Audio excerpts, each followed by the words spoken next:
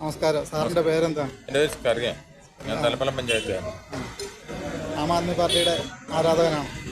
ആരാധകൻ എന്ന് പറയാൻ പറ്റില്ല, ഞാൻ അതിനകത്തൊരു വിശ്വാസിയാണ്. കാരണം ഞാൻ കൊണ്ടുപോയി വേറെ ആരുടെയും പ്രേരണയിലല്ലാതെ തന്നെ ഞാൻ വന്നതാണ്.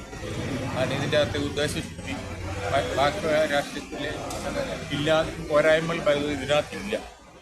അതുകൊണ്ട് നമ്മൾ അതിന് ഒരു സത്യസന്ധമായ സ്ഥലത്തേക്ക് വരണം എന്നുള്ള ആഗ്രഹത്തിലാണ് ആം ആദ്മി പാർട്ടിയിലേക്ക് വന്നത്. നാട്ടിലൊരു 3 കൊല്ലമായി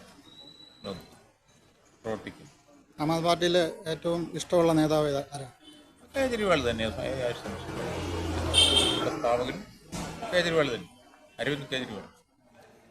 കേജ്രിവാളിൻ്റെ എന്ത് ആണ് സാറിന് ഇഷ്ടപ്പെട്ടത്? അങ്ങനെ ഈ പൈസയുടെ ആർത്തിയില്ലാതെ ബാക്കി കാര്യങ്ങൾക്ക് പൊതുജനങ്ങൾക്ക് നന്മ ചെയ്യണം എന്നുള്ളൊരു രീതിയിലുള്ള പ്രവർത്തനങ്ങളാണ്. ആ പ്രവർത്തനം കണ്ടാണ് എനിക്കിഷ്ടം.